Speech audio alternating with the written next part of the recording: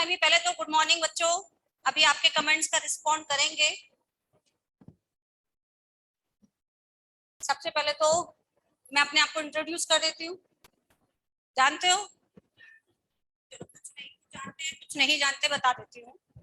Initial है नाम और initial Mrs Radha Sharma, MRS ma'am बोलते हैं, और मैं आपको ऑर्गेनिक केमिस्ट्री पढ़ाऊंगी। ठीक है? अभी 11th आप जस्ट कंप्लीट करके आए हो और 11th में सखी का GOC 1 तक कंप्लीट हो चुका है विद डिस्कशन। ठीक है, शीट डिस्कशन सभी का कंप्लीट हो चुका है, वहां तक अपन को कंप्लीट करना था। DPP C1 से लेकर C8 तक भी कंप्लीट करना था, पर मे भी यदि DPP कंप्लीट नहीं हुई है कोई बात नहीं, उसको अपन यहाँ कंटिन्यू कर लेंगे। ठीक है, अभी मैंने आपको ऑनलाइन वाले बच्चों को अनम्यूट कर रखा है, रुको थोड़ी देर में आपको अलाउ कर दूंगी। चलो अलाउ कर देते हैं, लेकिन आप ज्यादा नहीं बोलोगे, अदरवाइज मैं क्लास से बाहर ही निकाल दूंगी, फिर सिर्फ क्वेरी डिस्कस करिएगा। ठीक है, तो एक अपनी क्लास जो लास्ट वीक में मतलब मंडे को होनी चाहिए थी, वो किसी रीजन से नहीं हो पाई थी, उस दिन कैंसिल हो गई थी। ठीक है, और सबका पढ़ाने का टीचर का तरीका अलग अलग होता है। जिस भी बैचेस में आप अपने टीचरों से पढ़ के आए हैं, ठीक है, तो वेरी फर्स्ट डे आपको ऐसा कोई भी किसी भी बच्चे को लगता है मैम समझ नहीं आया, दोबारा बता दीजिए, रिपीट कर दीजिए, और मैं जब समझाऊं केवल समझने पे ध्यान देना, नोट्स प्रॉपरली पूरे लिखवाए जाएंगे। ठीक है, सारा जो भी समझाऊंगी उसके पूरे नोट्स आपको लिखवा दिए जाएंगे, इसलिए लिखने पे ध्यान मत देना, केवल फोकस करना समझने पे। और जितने एग्जाम्पल आपको लगेगा कम है और बता दीजिएगा, खूब भर भर के एग्जाम्पल्स कराएंगे। जितना आप पढ़ना चाहोगे, एक चीज याद रखना, जितना भी आप पढ़ना चाहोगे उतना आपको ज्ञान मिलेगा, उससे ज्यादा ही मिलेगा। एक सबसे इंपॉर्टेंट पॉइंट और मैं 5 मिनट में बताऊंगी, जो भी बच्चे 11th में जैसा भी आपका पढ़ाई का माहौल रहा, आप कोरोना की वजह से नहीं पढ़ पाए, ऑनलाइन की वजह से डिस्टरबेंस रहा, जो भी आपके घर में financially, socially, family wise, relation wise जो भी आपकी प्रॉब्लम्स रही, मान लो उन सब प्रॉब्लम की वजह से 11th अफेक्ट हुई, सपोज, ठीक है, अफेक्ट हुई, तो उस अफेक्शन का असर 12th में मत आने देना। आपको पता है सभी को, मैं एक चीज बता देती हूँ, 11th को ही बेस मान करके ही हम 12th पढ़ाएंगे। यदि 12th इतनी आसान होती तो अपन डायरेक्ट 12th ही पढ़ाते थे, 11th को इतना डिटेल में पढ़ाते ही नहीं। 11th में जो भी आपकी कमियां रही हैं उनको पैरेलली आपको दूर करना है, उसको अपना टूल बनाना है। 11th में नादानी में थे, सिंसियर नहीं थे, कोई बात नहीं, जो आप एक सपना लेके आए हो IIT बनने का, IIT क्रैक करने का, वो इसी साल पूरा करना है। और 12th जो एक ऐसी क्लास होती है जो एक्सपेरिमेंट करने के लिए नहीं होती। रीजन, 12th में आपको बोर्ड भी देने हैं, प्रैक्टिकल्स भी देने हैं, और अब कोरोना गया तो ये मान के चलो सारी चीजें प्रॉपरली होंगी, मोस्ट प्रोबेबली 99% नॉर्मल ही होंगी, जैसे कभी कोरोना से पहले 2018 तक होती थी, 18-19 तक। अब ऐसा नहीं है कि भाई प्रमोट हो जाएंगे, 10th में प्रमोट हो गए होंगे, इस तरह से ऐसा कुछ नहीं है। प्रॉपर एग्जाम होंगे, प्रैक्टिकल्स भी होंगे, बोर्ड की एग्जाम्स भी होंगी, जेई मेन भी दोगे, फिर जेई एडवांस भी दोगे। तो ये जो ईयर होती है 12th की, वैसे बहुत ज्यादा प्रेशर लेने की ईयर है, मतलब प्रेशर आ जाता है, नाम से ही आ जाता है 12th में आगे। तो वो जो प्रेशर है उसको हैंगओवर करने के लिए, उसको खत्म करने के लिए एक चीज याद रखना, आपको इतना सोचना ही नहीं है 11th में क्या कमियां रही, 11th में हम कहाँ घूमने जाते थे, कैसे दोस्तों से मस्ती करते थे, वो सब सोचना ही नहीं।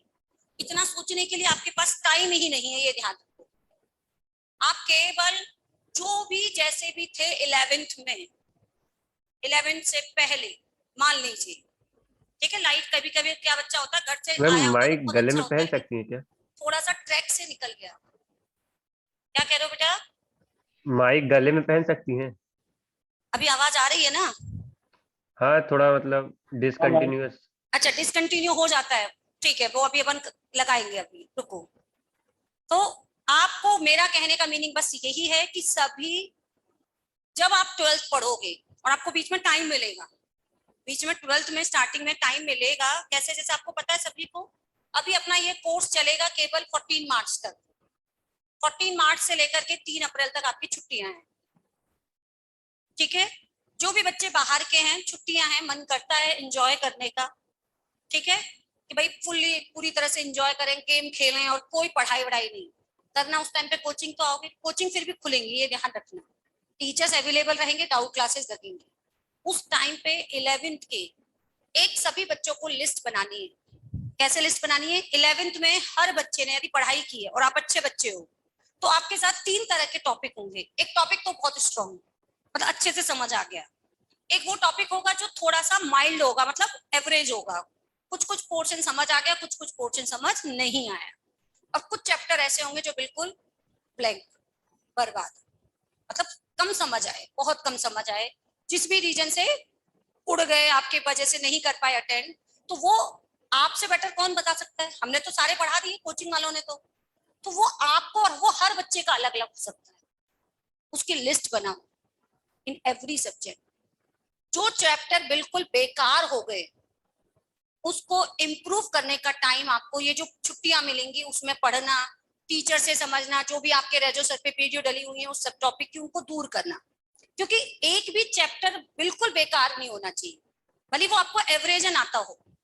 फिर उसको सुधारने का टाइम आपके जब भी 12th में अप्रैल से पेपर होंगे, मैं आपको बता देती हूँ प्लानिंग जब मिलेगी, अप्रैल से जब अपन पेपर लेते हैं 12th की, तो उसमें हमेशा एक टॉपिक हर सब्जेक्ट में 11th का होगा, ठीक है। जैसे आपका 12th का जो भी टॉपिक 12th का, जैसे मैं पढ़ाऊंगी जीओसी टू स्टीरियो, तो फिर मैं उसके नीचे आपको जो प्लानिंग मिलेगी उसमें लिखा होगा जीओसी वन भी पूछेंगे, फिर आईयूपीएसी पूछेंगे, आइसोमेरिन पूछेंगे। तो अभी आपका सारे चैप्टर ऑन एन एवरेज या बेस्ट होने चाहिए। कोई भी चैप्टर आपका ऐसा है जो बिल्कुल जीरो हो रखा है, तो वो बच्चा अप्रैल से पहले कोशिश करे कि उसको एवरेज तो बना ले, क्योंकि फिर बेटा 12th में जब अप्रैल से अपन आ जाते हैं, क्योंकि बच्चे को 12th वाले बच्चों को फिर कंटिन्यूस दिवाली पे ही छुट्टी मिलेगी, और दिवाली पे छुट्टी मिलने का मतलब दिवाली पे हम आपको कोर्स कंप्लीट कर देंगे। अब आप जब अप्रैल में आ जाओगे तो अप्रैल से कंटिन्यू, कोई राखी बीच में कोई छुट्टी नहीं, 15 अगस्त के अलावा कंटिन्यू आप सिर्फ दिवाली पे मिलोगे, और दिवाली का मतलब कोर्स कंप्लीट करके जा रहे होंगे आप 12th का, समझ आ रहा है। और 12th का कोर्स कंप्लीट करना दिवाली तक इसीलिए करते हैं ताकि बच्चे फिर रिवीजन करे, एनसीईआरटी पढ़े फॉर बोर्ड एग्जाम्स, और एनसीईआरटी के अलावा पढ़ेंगे तो जे एडवांस के लिए पढ़ना पड़ेगा। तो टाइम मैनेजमेंट अभी से स्ट्रॉन्ग करना, ये मत सोचना कि अभी तो हम 11th से 12th में आए, 12th में आने का मतलब सिंसियरिटी, टाइम मैनेजमेंट अभी से करना। क्लियर है? ये पॉइंट बस मैं आपको समझाना चाह रही हूँ, ठीक है। हम कब से कब तक छुट्टी पड़ेगी और क्यों पड़ेगी? 14 मार्च से 3 अप्रैल। 14 मार्च, क्योंकि 17 मार्च की शायद होली है, 14 मार्च या 15 मार्च से 13 से मैम मान क्यों लो, पढ़ेंगी वैसे 13 से है। छुट्टियां? लाइक 13 मान लो, 14 से इसलिए क्योंकि 13 मार्च को शायद मंडे पड़ रहा होगा ना, जो भी 13 को संडे या मंडे जो भी है उस वीक से आपकी छुट्टी है। मैम संडे एग्जाम है उस दिन। बस ये याद रखो, 13 14 में जो भी संडे है उससे आपकी छुट्टी है। मैंने 14 बोला, वो 13 को होगा एग्जैक्टली, बट उससे लेकर 3 अप्रैल तक आपकी छुट्टियां, वापस अपन की क्लासेस रिगेन होंगी 4 अप्रैल से। मैम छुट्टियां हैं क्यों ये? छुट्टियां तो कंफर्म है, 100% छुट्टियां कंफर्म है, ठीक मैम है। वो पूछ रहा है क्यों है। मैम क्यों है? रीजन छुट्टियों एंजॉय का। करने को छुट्टियों के 2 ही रीजन होते हैं, एंजॉय करो, कोटा घूमो, गर्लफ्रेंड बनाओ, बॉयफ्रेंड बनाओ, ये और क्या कर सकते हैं बताओ। छुट्टियां क्यों होती हैं? एंजॉय करने के लिए। अब बाकी को जब ये सब काम नहीं करने तो वो बुक्स को गर्लफ्रेंड बनाओ। क्यों गर्लफ्रेंड बॉयफ्रेंड बनाना गलत बोला क्या मैंने? बुक्स गर्लफ्रेंड नहीं हो सकती, होती हैं। बॉयज के लिए बुक्स गर्लफ्रेंड है, गर्ल्स के लिए बॉयफ्रेंड है, उन्हीं से आप प्यार करो, उन्हीं को देखो दिन रात, वो आपकी लाइफ बना देंगे। अच्छा है, नहीं ये चीजें देखो, थोड़ा सा क्रिएटिविटी से पढ़ोगे तो वो बुक आपको अच्छी लगेगी। आपको जो भी क्लास के आसपास के हॉस्टल के गर्ल्स या बॉयज अच्छे लगते हो, शीट का नाम दे दो, ताकि उसको नाम दोगे तो उसे पढ़ने में मजा आएगा कि चलो आज इसका फॉर एग्जाम्पल किसी बॉय का नाम है हरीश, आज हरीश को रिवाइज करते हैं, है ना।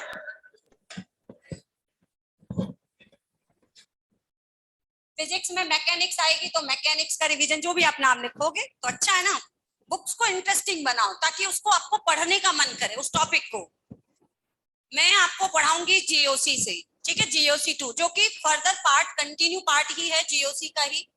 जैसे आपने केमिकल बॉन्डिंग पढ़ा था, उसको हमने केवल क्या, एक बहुत बड़ा चैप्टर है, तो क्या होता है एक लंबा चैप्टर जब बहुत दिनों तक चलता है तो एक बच्चे को बोरियत सी होने लगती है, तो इसके लिए अपन उसको सिर्फ डिवाइड कर देते हैं। ऐसे ही यहाँ हमने GOC को 2 पार्ट्स में डिवाइड किया, GOC1 और 2। GOC2 में 3 टॉपिक है, सुना पहले, एसिडिक स्ट्रेंथ, बेसिक स्ट्रेंथ और टॉटोमेरिज्म, जो GOC1 के ही बेसिस पर सॉल्व होंगे। इसमें मैं आपको सबसे पहले पढ़ाऊंगी बेसिक स्ट्रेंथ।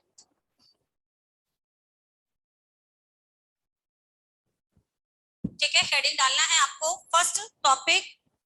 आप चाहें इसके 12th के लिए नोटबुक अलग भी बना सकते हो, या फिर जो आपकी GOC1 की नोटबुक है उसी में ही 2 पेज छोड़ के कंटिन्यू भी बना सकते हो, वो सब आप समझदार हो, क्योंकि नोट्स आपको ही पढ़ने, GOC के एक साथ बनाओ चाहे बेटा अलग अलग नोटबुक बनाओ, उससे कोई फर्क नहीं पड़ेगा।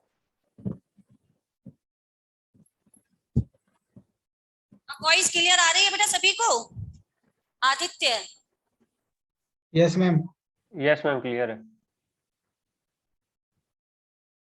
बेटा जो 11th की आपकी शीट कंप्लीट है, रिवीजन का तरीका ये होता है कि सभी की पहले एक्सरसाइज 1 फिर एक्सरसाइज 3 रिवाइज करो। जब भी बच्चे आप लोग रिवीजन करो, बच्चे ने पूछा इसलिए आंसर दे रही हूँ, आप लोगों की जो भी शीट स्ट्रांग है या रिवीजन करना चाहते हो, नोट्स पढ़ो और एक्सरसाइज 1 को करो, पहले सबकी एक्सरसाइज 1, फिर आपको लगता है हो गई तो फिर 3, 2 को थोड़ा होल्ड रखो। 2 को कब करोगे?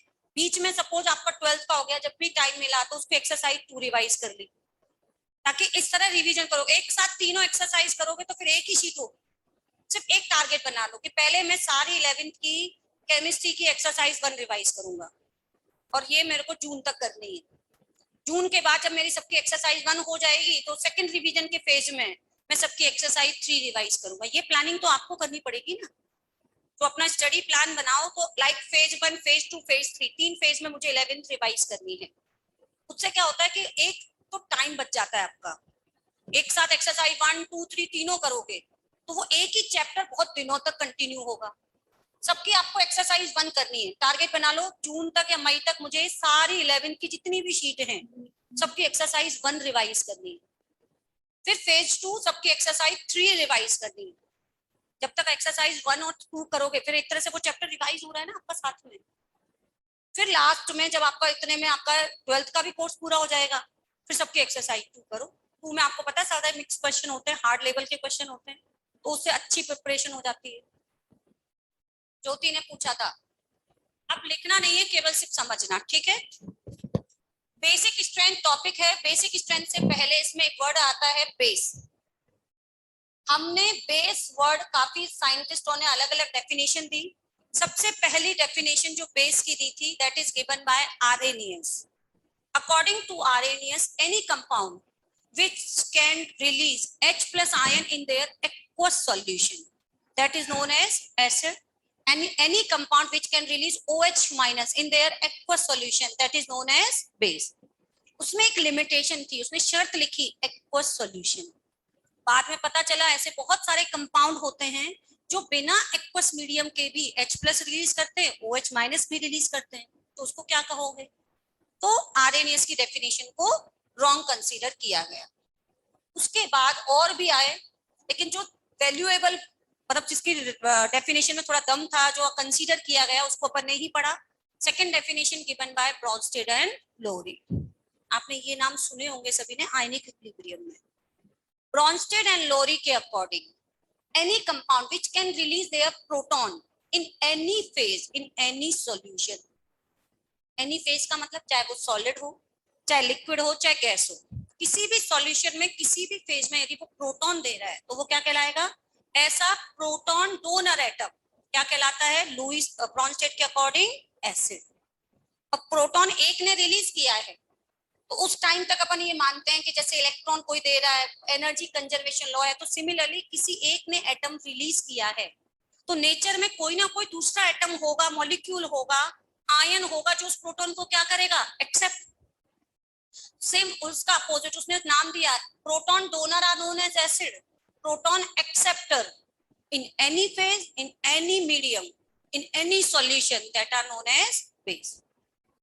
फिर बहुत सारे डेफिनेशन और कंक्लूजन निकाल के latest definition given by Lewis, क्योंकि धीरे धीरे एटम से डेफिनेशन आने लग गई इलेक्ट्रॉन पर, और अपन आज की तारीख में प्रेजेंट कंडीशन में ज्यादातर कंसेप्ट को सिखाते हैं इलेक्ट्रॉन के मीडियम से, इलेक्ट्रॉन के चेन से।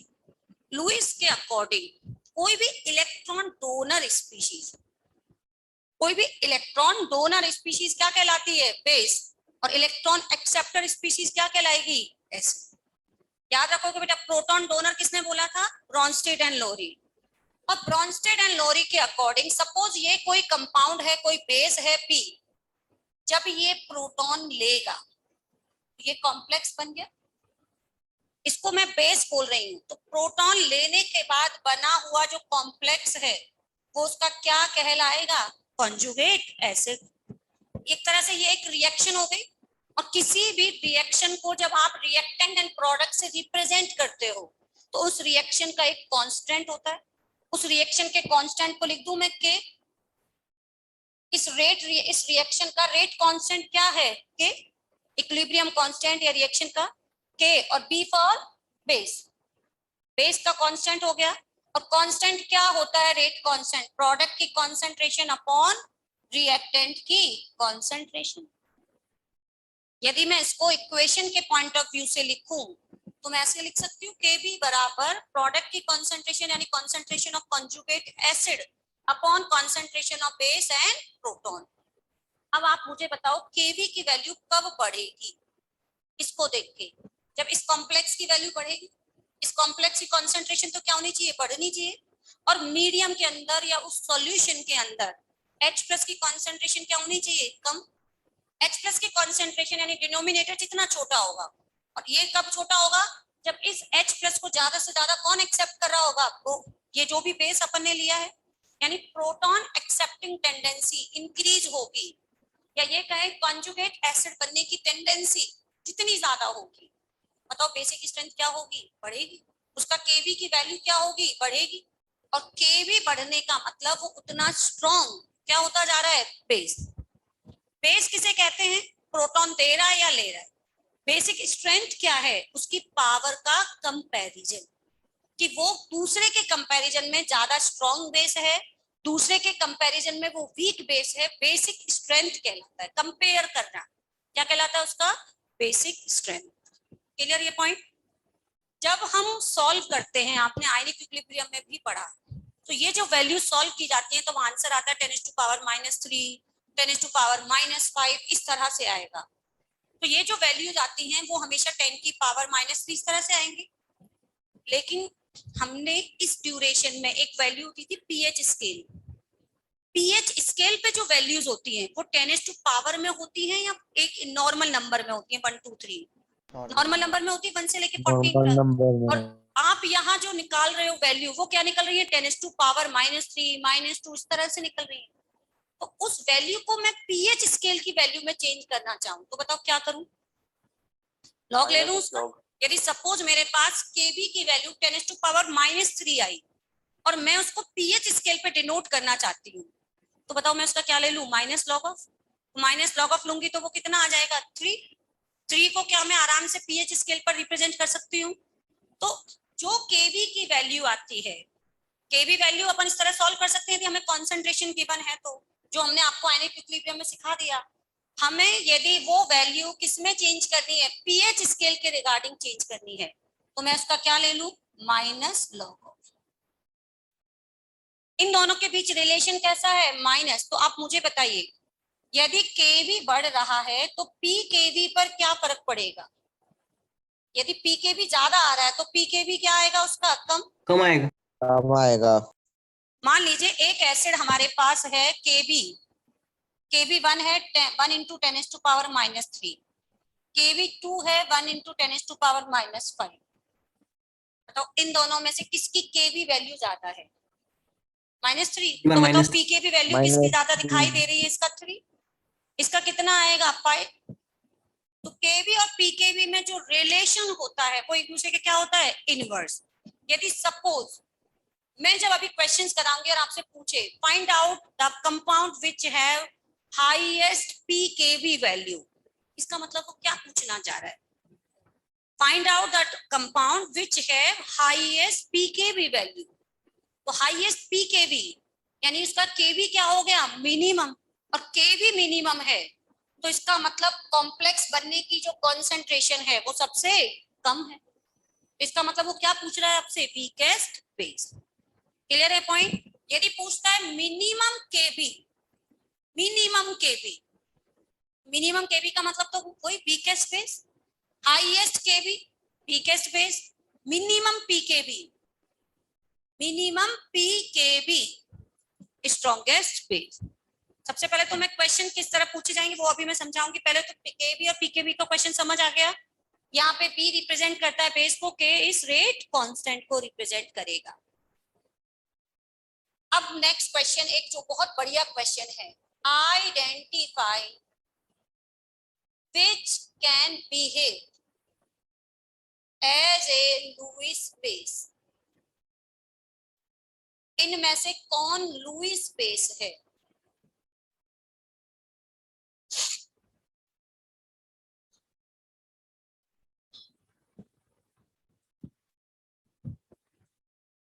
बेटा आप लोग समझें, आपको अनम्यूट इसलिए किया गया है ताकि आपको कोई प्रॉब्लम आए तो आप वो बोल सको।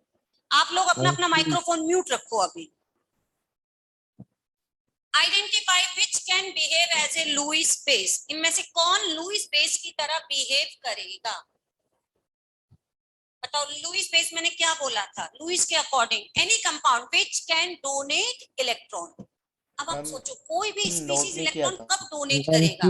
जब उसका खुद का ऑक्टेट क्या होना चाहिए, कंप्लीट। अभी तो मैं शर्त लिखाऊंगी आपको, सपोज इवन कोई भी पर्सन है, अपन उस पर डोनेशन पूछे हैं तो वो कब डोनेट करेगा इलेक्ट्रॉन? जब पहले उसके पास इतना अमाउंट है कि खुद तो स्टेबल है, अपना खुद ने फ्यूचर सिक्योर कर लिया, फिर ही तो वो डोनेशन करेगा। ऐसा तो नहीं करेगा ना, कोई घर में तो उसके है ही नहीं, मतलब खाने के लिए पैसे नहीं है खुद के घर में ही, और वो डोनेशन करने चला जाएगा। ऐसा होता है कभी भिखारी डोनेशन करता है? नहीं करेगा ना। डोनेशन कौन करेगा? जिसके पास ऑलरेडी स्टेबिलिटी है। स्टेबिलिटी का मतलब उसका खुद का ऑक्टेट कंप्लीट है। तो बताइए इसमें लोन पेयर तो दो दो में है, NH3 के पास भी है और इसमें भी दे रखा है मैंने lone pair.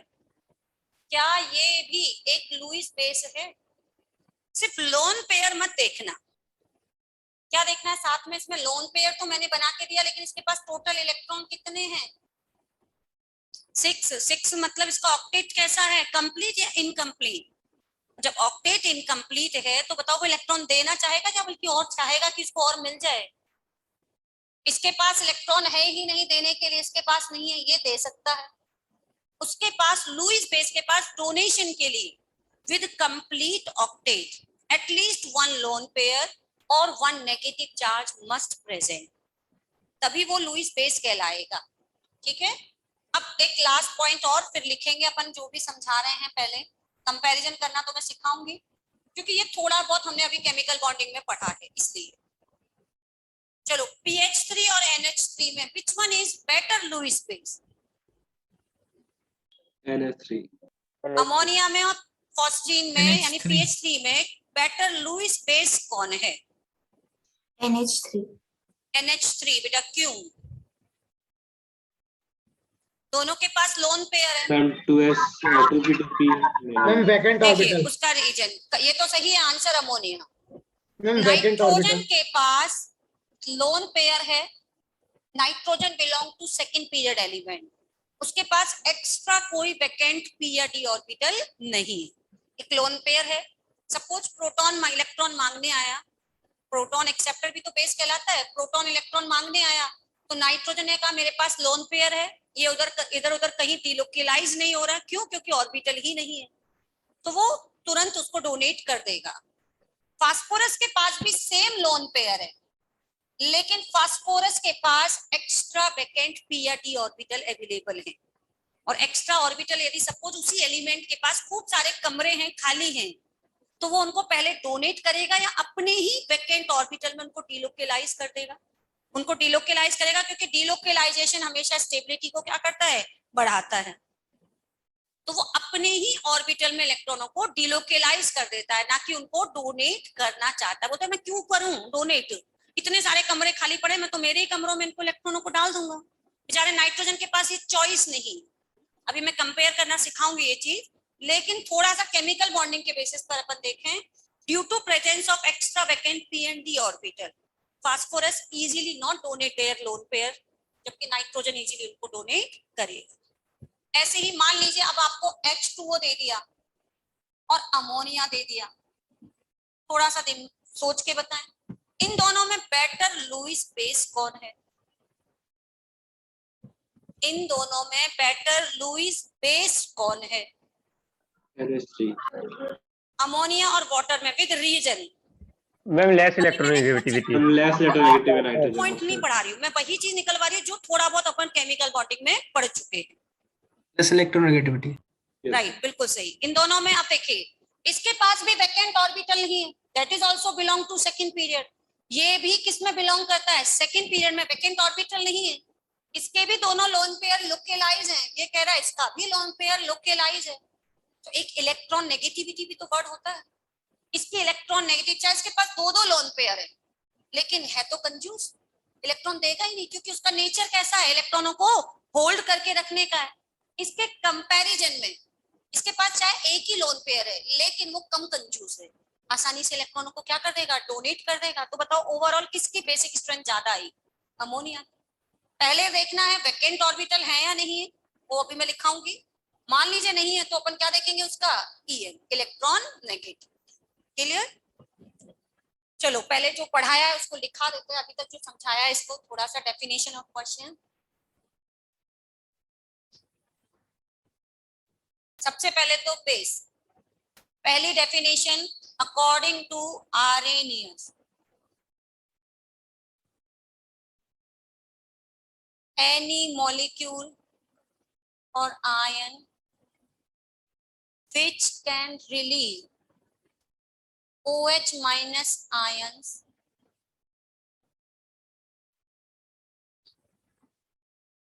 in their aqueous solution known as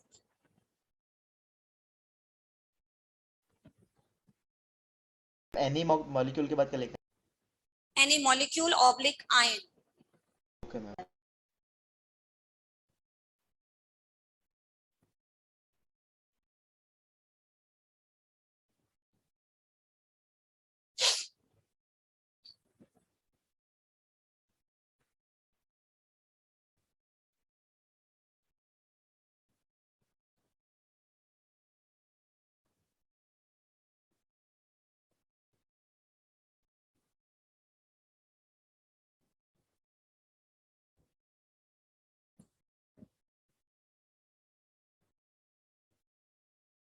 ma'am second point क्या लिखा है?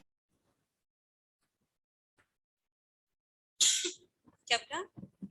Any molecule ion which can release OH minus ions in their aqueous solution known as base according to Bronsted and Lowry।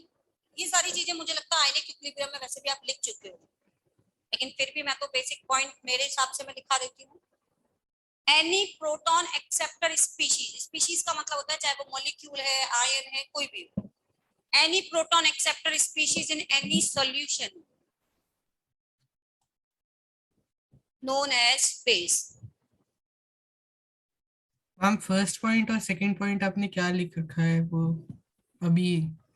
First point according to Arrhenius, according to Bronsted and Lowry. बेटा जो definition जिन्होंने acid base की दी है, तो base की लिखा रही हूँ, सेम तीनों ने एसिड की भी दी हुई है, तो अपने आप बेस की लिखोगे तो एसिड की याद रहेगी। बताओ H plus ion in aqueous solution क्या हो गया? एसिड। ब्रॉन्स्टेड एंड लोरी के अकॉर्डिंग प्रोटॉन डोनर क्या हो जाएगा? Acid.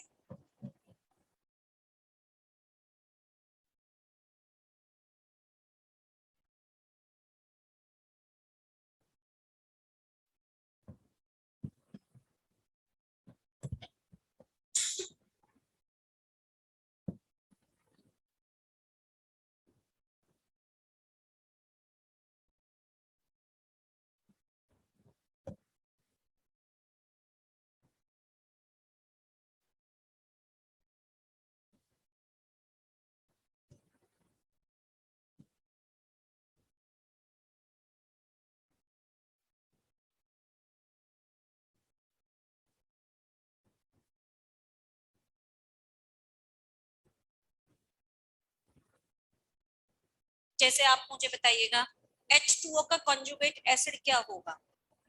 H3O. Conjugate H3O acid कैसे plus बनाते हैं? प्लस देखो H3O कॉन्जुगेट हाइड्रोनियम। फॉलोइंग, आपको ध्यान से समझना, बेटा क्वेश्चन आते हैं इस पे, कॉन्जुगेट आपको कराए भी होंगे, कॉन्जुगेट एसिड ऑफ फॉलोइंग, तो इसका मतलब एसिड पूछ रहा है, तो इसका मतलब ये किसकी तरह बिहेव कर रहे हैं? बेस। आरएनएस की अब अपन डेफिनेशन नहीं पढ़ते हैं, याद रखना, अब हम डेफिनेशन पढ़ते हैं तो ब्रॉन्स्टेड की या लुईस की। क्लियर है ये चीज? तो आपसे पूछा है कॉन्जुगेट एसिड ऑफ फॉलोइंग, तो इसका मतलब कॉन्जुगेट एसिड पूछा है तो इनको किसकी तरह बिहेव करना है? बेस की तरह। बेस है तो ये प्रोटॉन क्या करेंगे? एक्सेप्ट करेंगे। तो बताओ H2O का कॉन्जुगेट एसिड कौन होगा? H3O plus. समझ आया? अभी एक दो क्वेश्चन और कराऊंगी। अमोनिया का H2SO4 H प्लस एक्सेप्ट करेगा, न्यूट्रल हो जाएगा, NO3 माइनस HNO3। क्या ये चीज समझ आई? H2PO4 minus is conjugate acid of, बताओ वो किसका conjugate acid है? PO4 3 minus. H2PO4 minus is conjugate acid of, पक्का H3PO4। क्वेश्चन को रीड करूं, गलत answer HPO4 minus. HPO4 2 minus. acid।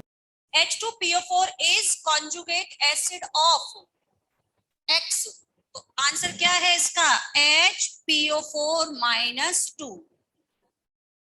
समझ आया question? This is conjugate acid of which base? Of which base? तो किस बेस का conjugate acid है?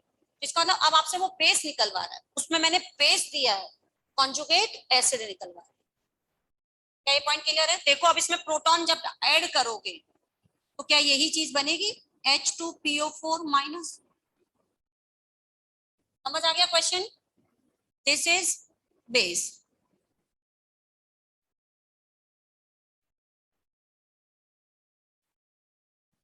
नोट करें।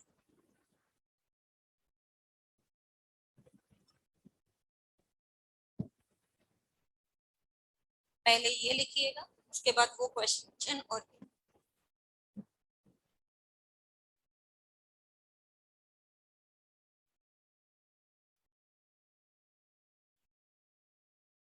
कल आपकी कितनी क्लासेस हैं? 3।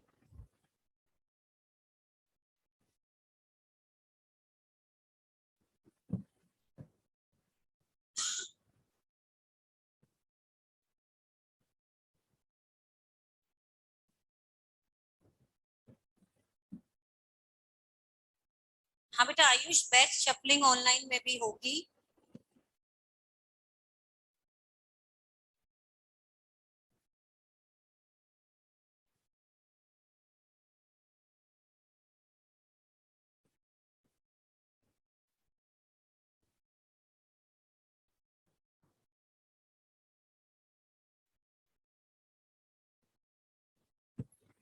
थर्ड डेफिनेशन किसने दी थी? According to Lewis, any electron donor species with complete octet known as Lewis base।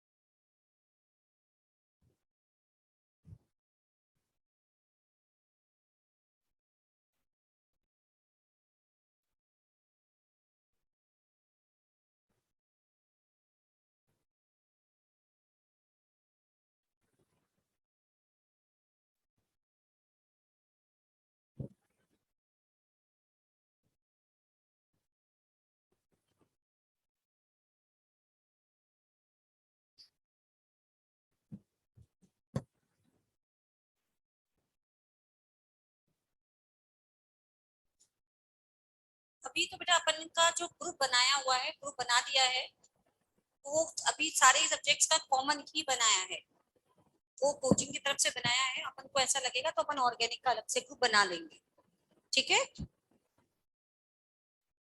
अभी पढ़ना स्टार्ट करें, यानी बुक रेफरेंस सब बताएंगे, रुको।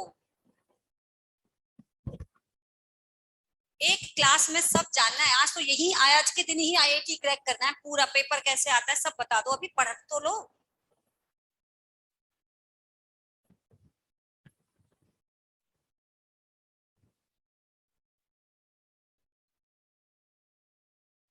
पी के बी बराबर minus log of K B,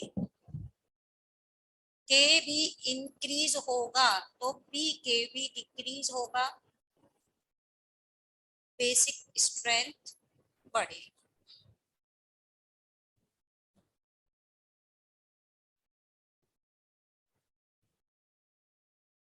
according to Lewis, third point में यही लिखा है Harsh, according to Lewis any electron donor species with complete octet known as Lewis base. इसमें इंपॉर्टेंट पॉइंट क्या है, बस ये, उसमें प्रोटॉन एक्सेप्टर, यहाँ पे इलेक्ट्रॉन डोनर।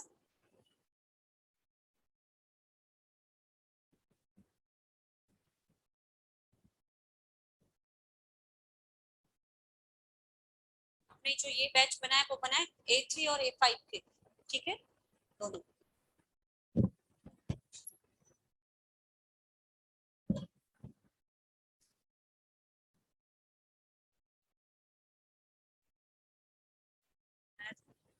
मतलब पहले वो दोनों बैचेस मुझे लेने थे उस टाइम पे, और इवन अभी भी, जैसे लास्ट में बताऊंगी, अभी तो नहीं।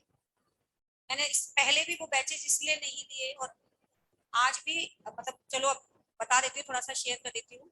अपन कोशिश करेंगे कि कल मैं यदि हो पाएगा तो मैं क्लास लूंगी, किसी टीचर से पीसी वाले से एक्सचेंज हो जाएगा, और नेक्स्ट वीक अपनी मेरी क्लास नहीं हो पाएगी।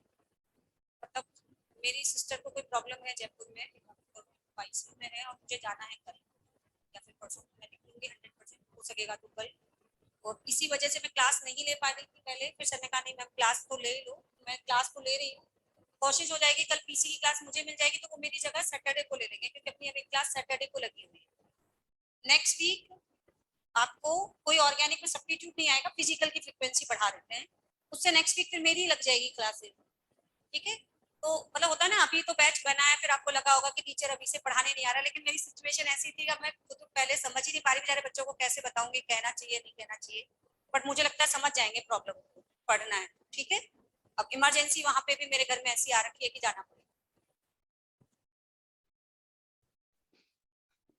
मैम कुछ बच्चे physical chemistry class VIJ sir से करते हैं PA2 के, इसमें वो वो दिक्कत क्या करेंगे? वो यदि होगा तो देख लूंगी बेटा, वो उस चीज पे मत डिस्कस करो, अभी अपन टाइम वेस्ट नहीं करेंगे उस पे। मुझे पता चल गया, क्योंकि मैं आज भी कल भी चेंज करना चाह रही थी कि आपकी कुछ क्लासेस हैं जो शायद पैरेलल चलती हैं, हाँ फिजिकल RMN केमिस्ट्री। सर के साथ और फिजिकल VIJ केमिस्ट्री। सर के साथ, मुझे पता चल गया। तो जो भी क्लास लूंगी उन दोनों से ही ऐसा लूंगी कि उन दोनों की क्लास नहीं होगी पीसी की, वो सिर्फ मेरी ओसी की हो जाएगी, ओसी में तो पैरेलल नहीं है ना कोई भी टीचर, तो ऐसा कर लेंगे क्लास का, तो जो भी देखती हूँ अरेंजमेंट। Okay ma'am. चलो पहले तो ये पॉइंट समझ आ गया सभी को। अब अपन क्वेश्चंस करते हैं, पहले तो बहुत बेसिक सा question, identify Lewis space. Option 1 CH4,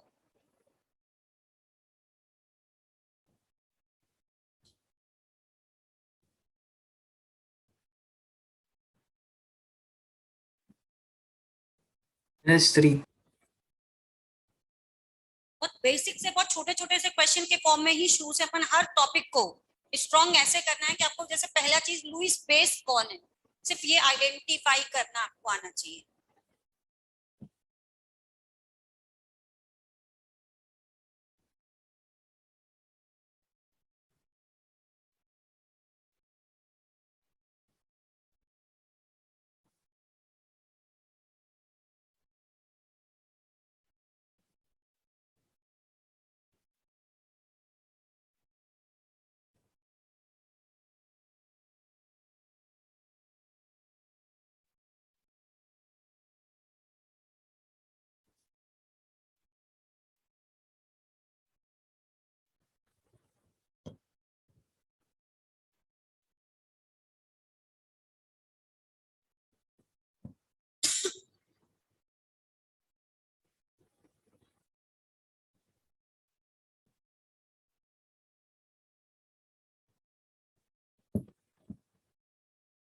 first वाले में आइडेंटिफाई लुईस बेस, बताओ बेटा इनमें से लुईस बेस कौन है? डी। इसके पास देने के लिए लोन पेयर नेगेटिव चार्ज नहीं है, इसके पास भी नहीं है, इसमें लोन पेयर है लेकिन ऑक्टेट इनकम्प्लीट, यहाँ लिख लेना ऑक्टेट इनकम्प्लीट। और जिसका ऑक्टेट इनकम्प्लीट है वो खुद इलेक्ट्रॉन लेना चाहता है, ना कि डोनेट करेगा।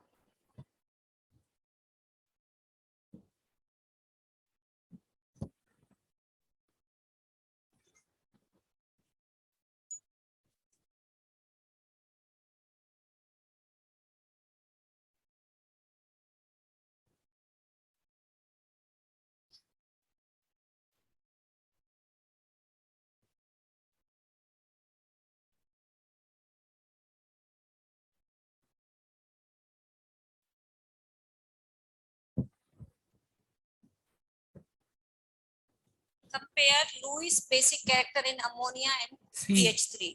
आंसर कौन सा हो गया? सी।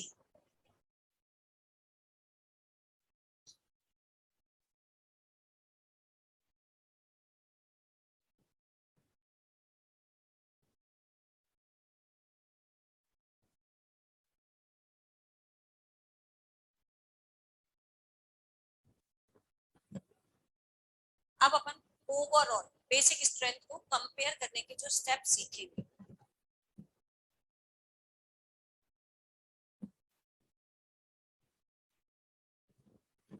जो GOC1 और GOC2 है, ये दोनों हमने केमिकल बॉन्डिंग से अलग क्यों रखी है? आपने कभी तो सोचा केमिकल बॉन्डिंग में बॉन्ड कैसे बनता है? अब वो चाहे कोवेलेंट बॉन्ड है, चाहे वो आयनिक बॉन्ड है, चाहे वो मेटेलिक बॉन्ड है, चाहे अपन इनर्ट गैसेस की बात करें, उसमें सारे बॉन्डिंग के बारे में पढ़ना है। और जो GOC पार्ट है अपना, जिसमें हम पर्टिकुलरली मॉलिक्यूल बनने के बाद कोवेलेंट बॉन्डेड मॉलिक्यूल्स में इलेक्ट्रॉनों की मूवमेंट से जो भी चेंजेस हो रहे हैं उसको अपन डिफाइन करते हैं, I effect, resonance effect, mesomeric hyper conjugation, इस तरह से। तो एक चीज याद रखेंगे, जैसे ही GOC नाम आए, इवन आपके GOC भी याद नहीं रहे, inductive effect, resonance effect, mesomeric hyper conjugation, कोई भी वर्ड यूज आए, इसका मतलब हमें इसको स्टडी किसमें करना है? कोवेलेंट कंपाउंड के अंदर, और स्पेशली कार्बन की चेन। क्योंकि अपन सभी जानते हैं due to catenation maximum compound earth पे किस एलिमेंट के पाए जाते हैं? कार्बन। तो उनमें स्टडी करना, इलेक्ट्रॉनों की शिफ्टिंग से उनमें क्या क्या चेंजेस हो रहे हैं, तो उसको हम पर्टिकुलरली नाम देते हैं इलेक्ट्रॉनिक इफेक्ट। तो जैसे ही मैंने ये हेडिंग डाली बेसिक स्ट्रेंथ GOC2 की, इसका मतलब मुझे बेसिक स्ट्रेंथ किसकी पढ़नी है? कोवेलेंट कंपाउंड की। उसको मैं स्टार्ट करूंगी हाउ टू कंपेयर। ये तो मैंने बहुत बेसिक सा पढ़ाया, एक ही एग्जांपल, अभी बहुत सारे एग्जांपल करेंगे। तो पहला पॉइंट, आयनिक कंपाउंड, आयनिक बेस है और एक कोवेलेंट बेस है। तो ये चीज हमेशा याद रखना, आयनिक बेसेस, जो आयनिक बेस होते हैं वो हमेशा कोवेलेंट बेस से तो स्ट्रॉन्ग होते हैं, क्योंकि आयनिक कंपाउंड 100% डिसोसिएबल होते हैं। पढ़ा है सभी ने? उनका तो डिसोसिएशन 100% माना जाता है, उसमें ओवरलैपिंग जैसा कोई कंसेप्ट नहीं होता। उसमें तो कैटायन एनायन के बीच में एक मिनिमम डिस्टेंस पे कूलाम्बिक फोर्स ऑफ अट्रैक्शन होता है, वो तो ऑलरेडी डिसोसिएटेड होते हैं। तो इजीली अपना H आयन चाहिए, OH चाहिए, जो भी चाहिए तुरंत दे देंगे। कोवेलेंट कंपाउंड में पार्शियल डिसोसिएशन कंसीडर किया जाता है, यानी कि हर मॉलिक्यूल साइमल्टेनियसली एक साथ नहीं टूटता। कुछ मॉलिक्यूल डिसोसिएट होंगे, कुछ मॉलिक्यूल डिसोसिएट नहीं होंगे, कुछ मॉलिक्यूल रिलीज करेंगे OH-, कुछ नहीं करेंगे। तो एक पॉइंट तो हमेशा याद रखना है, आयनिक कंपाउंड के साथ कंपैरिजन आ जाए तो हमेशा बेसिक स्ट्रेंथ किसकी ज्यादा होगी? आयनिक। अब मैं आपसे पूछूं, मैं लिखाऊंगी ये पॉइंट, पहले आप समझ लेते हैं। KOH में और अमोनिया में बताओ बेटर बेस कौन है? KOH। KOH, क्योंकि KOH कैसा है? Ionic compound. आयनिक कंपाउंड है always stronger base. Ionic compound की हमेशा बेसिक स्ट्रेंथ ज्यादा होगी। NaNH2 CH3- किसकी ज्यादा होगी? NaNH2। बताओ NaOH में और अमोनिया में, NaOH, अमोनिया, वाटर, इन तीनों में स्ट्रॉन्गेस्ट बेस कौन है? NaOH। आपके पास ये नहीं है तो इनमें आपको कंपेयर करना है। जो EN मेथड अभी मैंने साइज मेथड लिखा है वो कंपेयर करोगे, लेकिन एक आयनिक है और एक कोवेलेंट है, कंपेयर मत करना। उठा के सीधा किसको आगे लिखना है? आयनिक। जब बहुत सारे आयनिक हो, लाइक अब मैंने आपको कंपैरिजन दे दिया KOH, NaOH और ammonia and water. Ma'am KOH का सबसे ज्यादा। अब इनमें बेसिक स्ट्रेंथ का ऑर्डर कंपेयर कर, ये चीज सीख गए ना बेटा आप, बिल्कुल आपको बेसिक स्ट्रेंथ में कहीं कोई दिक्कत नहीं आएगी। NaOH, KOH, अब H2O. इसमें तो ये तो कंफर्म है आयनिक, और ये दोनों कौन है? कोवेलेंट। थोड़ी देर के लिए कोवेलेंट को भूल जाओ, आयनिक है। अब आप थोड़ा सा फ्लैशबैक में जाओ, मुझे नहीं पता पीरियोडिक टेबल में पढ़ा था चाहे केमिकल बॉन्डिंग में, जहां भी पढ़ा, लेकिन अभी रिसेंटली फ्लैशबैक यानी 11th क्लास में हमने पढ़ा था मेटल के जो ऑक्साइड और हाइड्रोक्साइड होते हैं वो बेसिक होते हैं। कभी ये लाइन पढ़ी थी? पढ़ी थी ना? मेटल के ऑक्साइड और हाइड्रोक्साइड कैसे होते हैं? बेसिक। और मेटेलिक कैरेक्टर बढ़ता है तो उनका बेसिक स्ट्रेंथ क्या होता है? बढ़ता है। ये भी लाइन पढ़ी थी। अब जल्दी से मुझे बताओ NaOH में और KOH में किस में मेटेलिक कैरेक्टर ज्यादा है? पोटेशियम। पढ़ा था ना ये चीज? तो अब बताओ NaOH और KOH में ज्यादा बेसिक कौन हुआ? KOH। KOH. ठीक है, इन दोनों में कंपैरिजन हो गया KOH और NaOH, और अब इन दोनों में कंपेयर कर रहे हैं, और ये दोनों तो आगे रहेंगे क्योंकि ये आयनिक है। अब इन दोनों में कंपैरिजन अभी मैंने सिखाया था, नाइट्रोजन और ऑक्सीजन दोनों के पास एक्स्ट्रा वैकेंट ऑर्बिटल नहीं है। ये कंपैरिजन ही क्या कहलाता है? Basic strength. बेसिक स्ट्रेंथ का मतलब उनकी पावर का कंपैरिजन है। चारों बेस, इन चारों में ये स्ट्रॉन्गेस्ट बेस है, इन चारों में ये माइल्ड बेस है, इन चारों में ये वीकेस्ट बेस है। ये कंपैरिजन बेसिक स्ट्रेंथ कहलाएगा। क्लियर हुआ ये पॉइंट? चलो अब अगली हेडिंग है हमारी how to compare basic strength. Ma'am ये एग्जांपल लिखें? नहीं, अभी पॉइंट लिखाऊंगी ना बेटा, ये उसमें आ जाएगा। How to compare basic strength. तो पहला, always ionic oxide hydroxide are stronger base than covalent basic compound.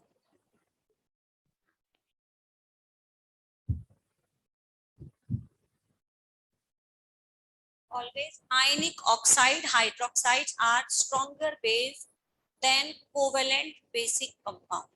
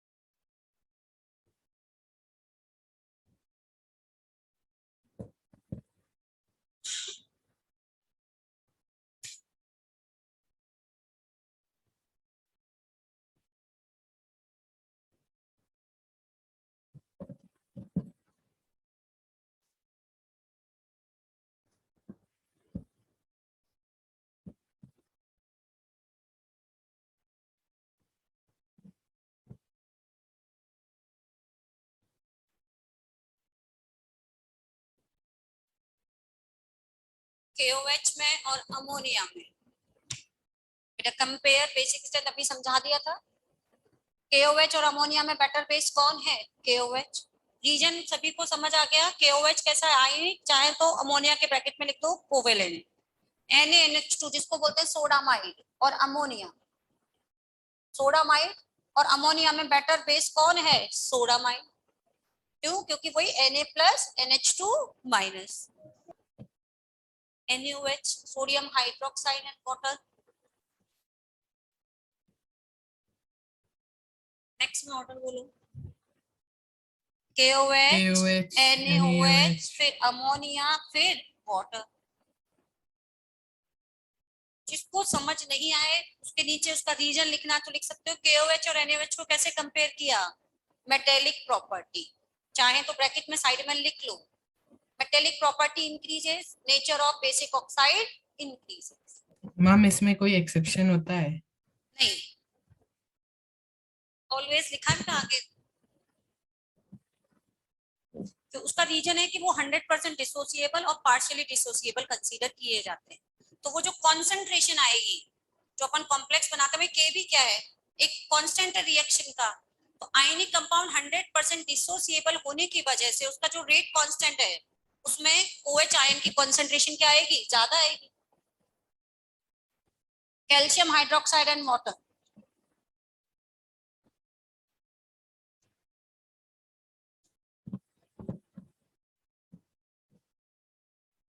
ये पहला पॉइंट था। सबसे पहले तो देखना है कि वो कोवेलेंट है या आयनिक है। आयनिक है तो उठा के आगे लिखो।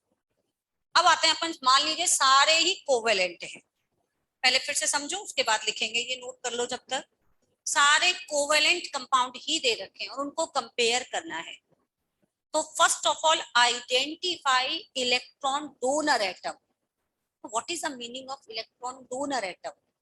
जिसके पास वो लोन पेयर या नेगेटिव चार्ज है विद कंप्लीट ऑक्टेट, उस एटम को मैंने यहाँ पे क्या नाम दे दिया, electron donor atom of given molecule. Identify electron donor atom of given molecule. If that electron donor atom belongs to period, then in period compare electron negativity. जैसे अभी अपन ने देखा था अमोनिया में और वाटर में। बताओ, ये जो एग्जांपल समझाया, अमोनिया में इलेक्ट्रॉन डोनर एटम कौन है, एटम नाइट्रोजन, इसमें इलेक्ट्रॉन डोनर एटम कौन है, oxygen. Identify electron donor atom of given molecule. If that electron donor atom belongs to period, then compare electron negativity. More electronegative atom have less tendency to donation of electron. That's why basic strength decreases. तो बताओ इन दोनों में basic strength किसकी ज्यादा हो गई थी, ammonia. ये लिखा अभी हमने। If that electron donor atom belong to group, suppose मैं H2O और H2S कंपेयर करने को दूंगी, अभी कराऊंगी एग्जांपल में, तो H2 और H2S कंपेयर करने को दूंगी। Again, identify electron donor atom. If that donor atom belongs to group, not belong to period, then compare number of vacant p or d orbital. Species having more number of vacant p and d orbital that have more delocalization of electron and basic strength decreases. We can say on moving downward in a group, size increases, और size increase हो रहा है इसका मतलब उसके पास ability of vacant orbital क्या हो रही है, बढ़ रही है। तो साइज बढ़ने पर बेसिक स्ट्रेंथ कम होती है। क्यों? क्योंकि साइज बढ़ रहा है, इसका मतलब उसके पास ऑर्बिटल्स बढ़ रहे हैं। जितने ज्यादा खाली ऑर्बिटल्स होंगे, इलेक्ट्रॉन के डिलोकलाइजेशन की पॉसिबिलिटी भी उतनी ही ज्यादा होगी। तो बताइए H2O में और H2S में किसकी बेसिक स्ट्रेंथ ज्यादा है, H2। ठीक है, अच्छा मान लो कॉम्बिनेशन मैंने तीनों का दे दिया। अभी तो ये शुरुआत है, एक बहुत बेसिक एग्जांपल ही अभी करा दी। उसमें आपको पीरियड के भी एलिमेंट दे रखे हैं, ग्रुप के भी एलिमेंट दे रखे हैं। तो पीरियड और ग्रुप दोनों के एलिमेंट मिक्स दे रखे हैं। तो वही सेम ग्रुप में डाउनवर्ड जाने पर सब साइज बढ़ता है, तो डिक्रीमेंट पीरियड के कंपैरिजन में ज्यादा होता है। जितना ज्यादा इलेक्ट्रॉन डिलोकलाइज हो रहा होगा, बेसिक स्ट्रेंथ उतनी ज्यादा डिक्रीज हो रही होगी। यानी पीरियड के कंपैरिजन में डिक्रीमेंट कहाँ ज्यादा होता है, ग्रुप में। ठीक है, जैसे मैंने एग्जांपल दिया FCl-BrI। FCl-BrI, बताओ चारों में सबसे अच्छा बेस कौन है, F। नीचे जाओगे साइज बढ़ेगा, साइज बढ़ने पर बेसिक स्ट्रेंथ क्या होती है, डिक्रीज होती है। क्यों डिक्रीज होती है, उसका रीजन समझ आया, हाँ या ना बोलो, समझ आया क्या?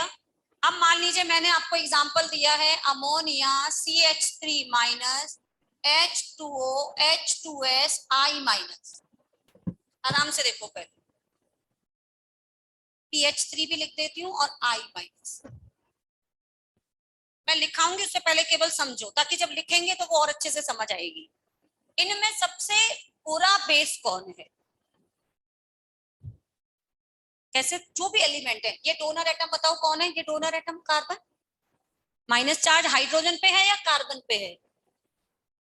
इलेक्ट्रॉन डोनर एटम कौन होता है, जिसके पास नेगेटिव चार्ज या lone pair with complete octet. ये किसमें है, नाइट्रोजन, इसका डोनर एटम। ये तीनों किसके हैं, पीरियड, सल्फर, फास्फोरस और आयोडीन।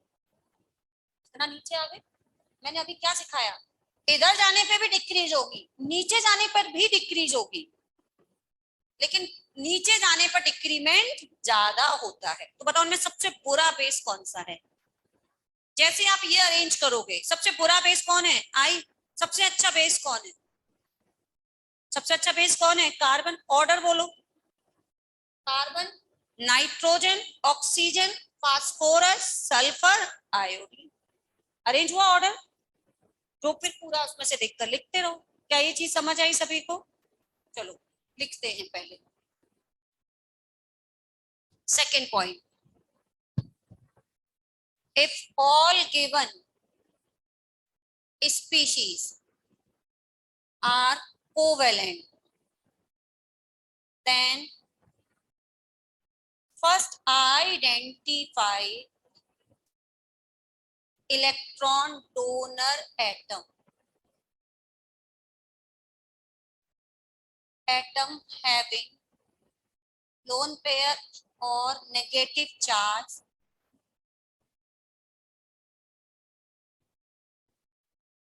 with complete octet.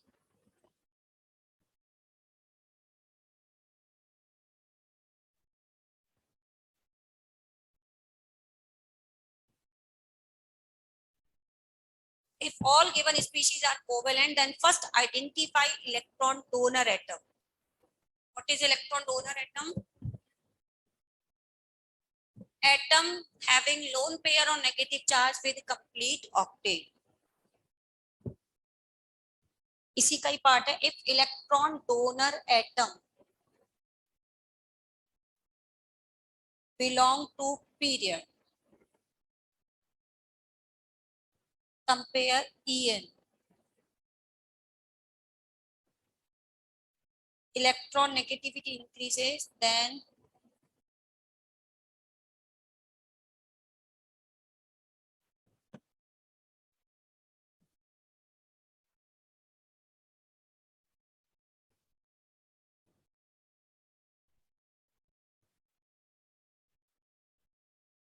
हाँ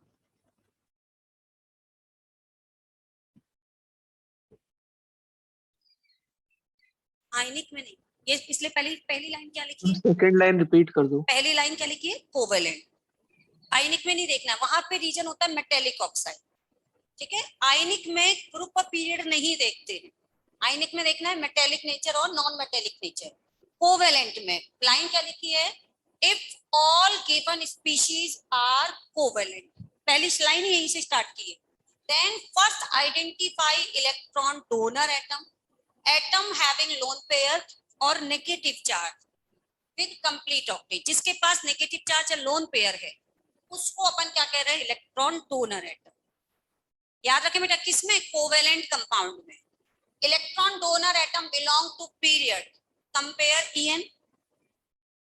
En इंक्रीज होगा तो बेसिक स्ट्रेंथ डिक्रीज हो रहा है, ये एरो इंक्रीज और डिक्रीज लिख लोगे, समझ आ रहा है। मैंने डिक्रीज इसलिए नहीं लिखा, इलेक्ट्रॉन नेगेटिविटी इंक्रीज है देन बेसिक स्ट्रेंथ डिक्रीज है। If electron donor atom belongs to group, compare size, size increases then basic strength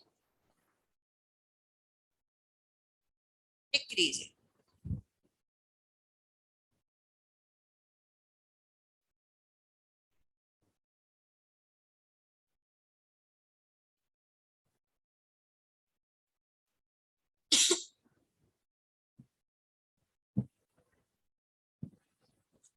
नाम बता दो, बॉयज के तो इतने सारे नाम याद होंगे नहीं, पहले पूछ लेती हूँ। मुस्कान, आरवीन, आरवीन, मैम थर्ड वाला पॉइंट समझ में नहीं आया। साइज अगर बड़ा हो रहा है तो न्यूक्लियर चार्ज कम हो रहा होगा ना उसका।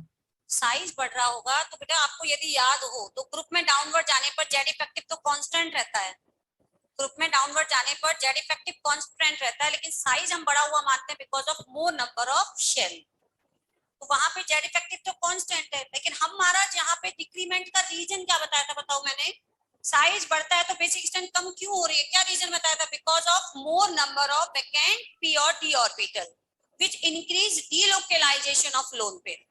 What is the meaning of delocalization? वो एक जगह फिक्स ही नहीं रहेगा, वो बार बार क्या करेगा, घूमेगा।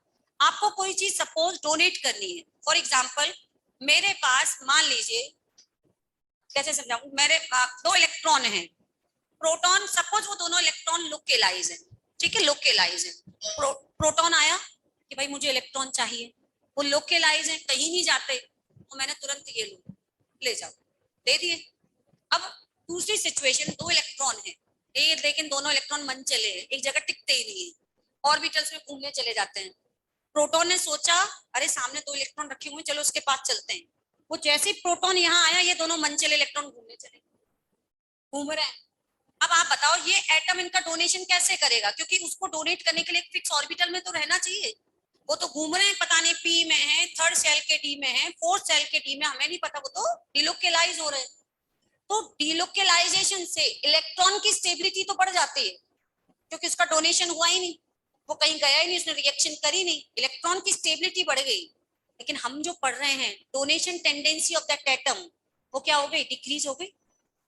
इसलिए साइज बढ़ने का मतलब ड्यू टू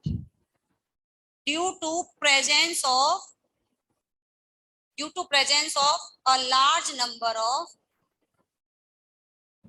वैकेंट पी और डी ऑर्बिटल्स, और वो ऑर्बिटल्स उसका क्या बढ़ा देते हैं बेटा, इलेक्ट्रॉन डीलोकेलाइजेशन।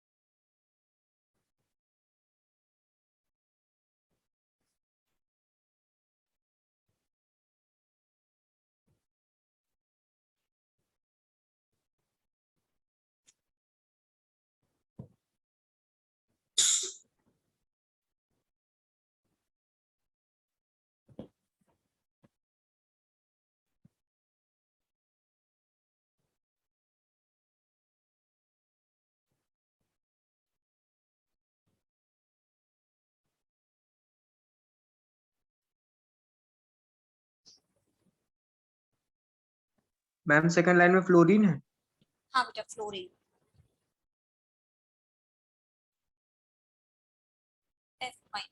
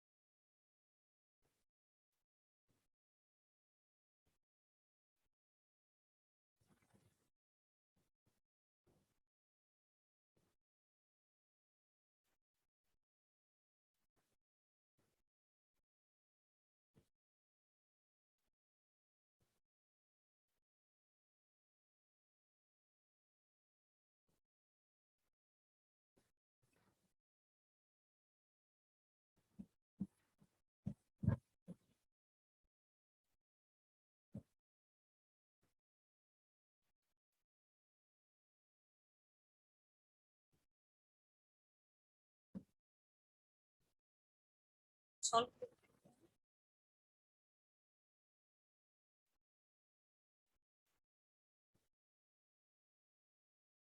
Done ma'am. किया?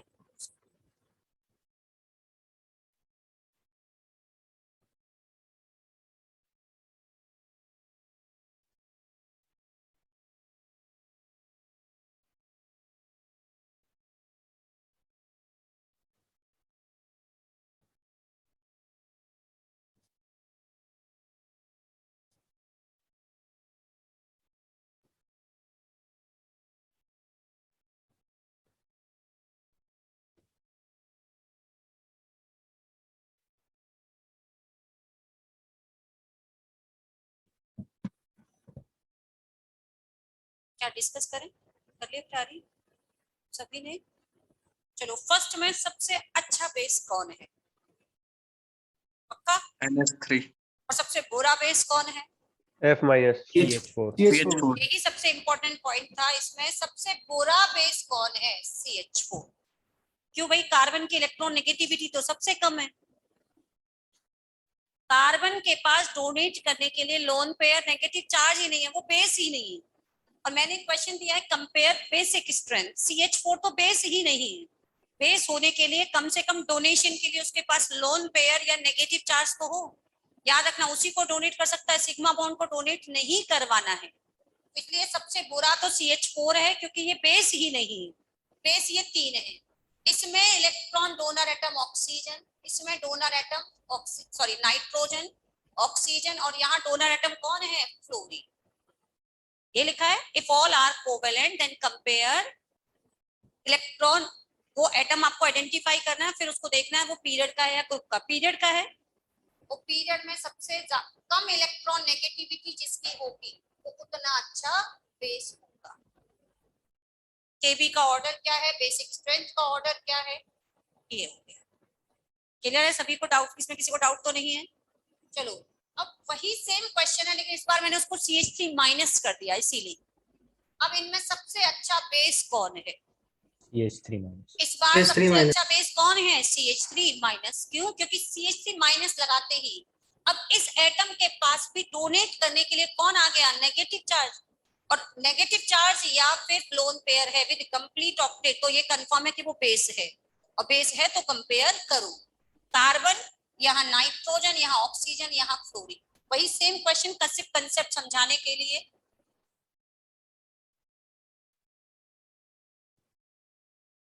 OH minus, NH2 minus, SH minus, F minus, Cl minus. बताओ सबसे अच्छा बेस कौन है? NH2 minus, then OH minus, then F minus, फिर SH माइनस और Cl। क्या ये ऑर्डर निकला?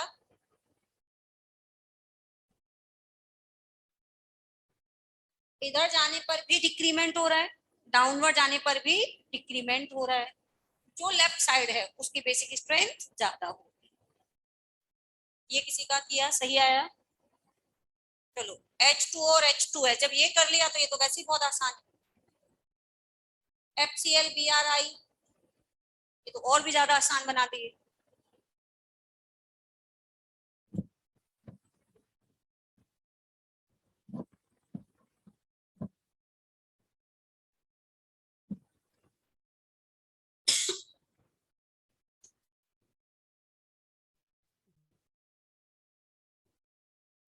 नोट किया?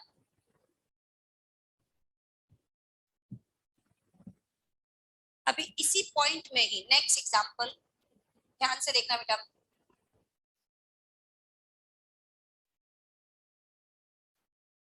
इनका बेसिक स्ट्रेंथ कंपेयर करना है। ये पॉइंट था, इन सब में इलेक्ट्रॉन डोनर एटम अलग अलग था।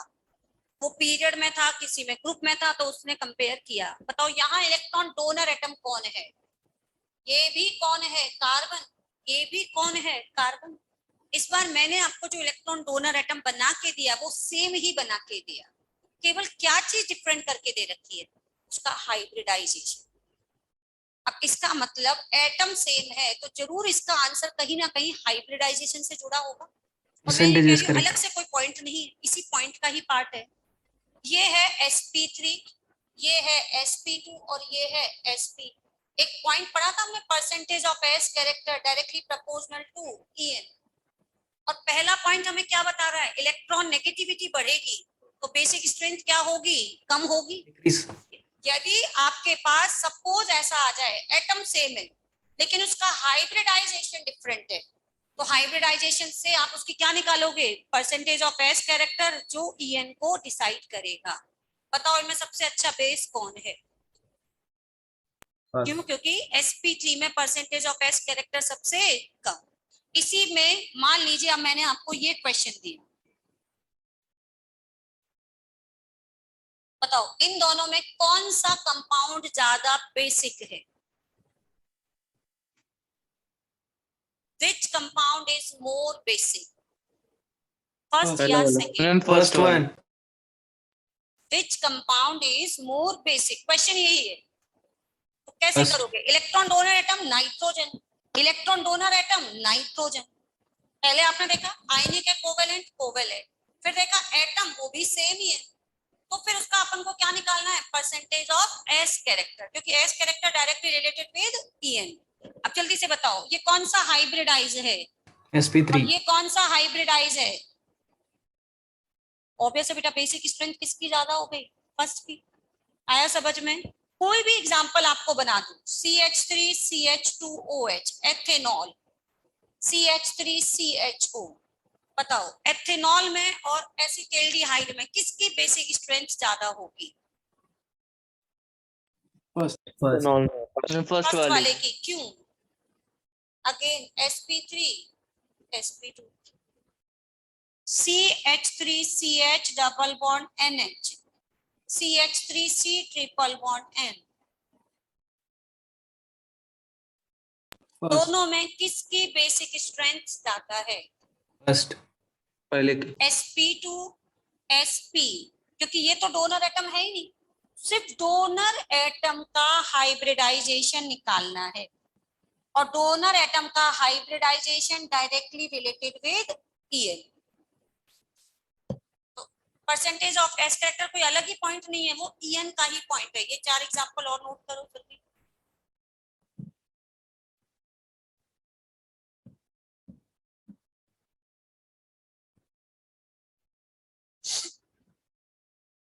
एपीएसपी भी करवा देंगे यदि आप करोगे तो। अभी एक्सरसाइज डिस्कशन जब कराएंगे तो उसको भी करा देंगे।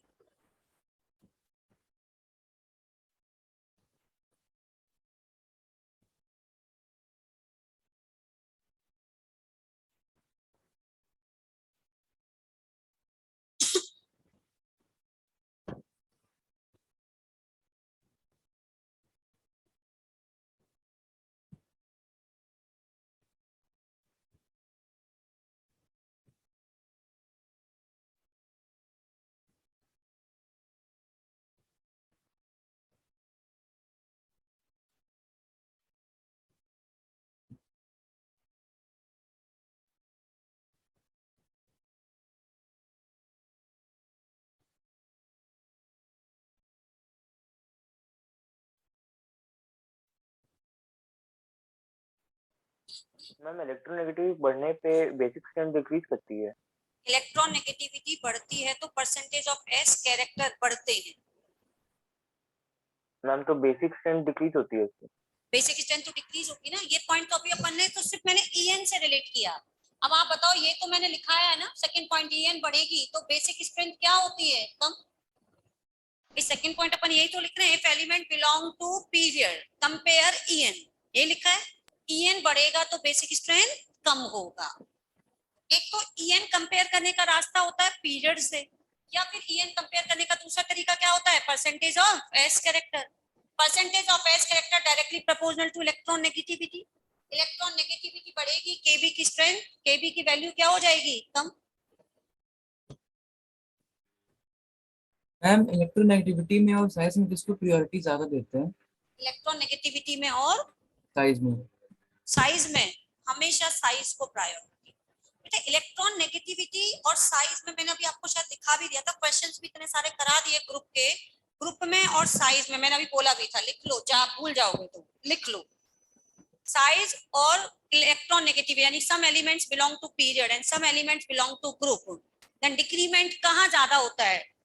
ग्रुप में। Then more decrement in basic strength take place in group. Size बढ़ेगा तो डिक्रीमेंट ग्रुप में ज्यादा होगा। ठीक है, इतना सा लिख लो, size decreases more basic strength in comparison to EN. Size decreases more basic strength in comparison to electron negativity.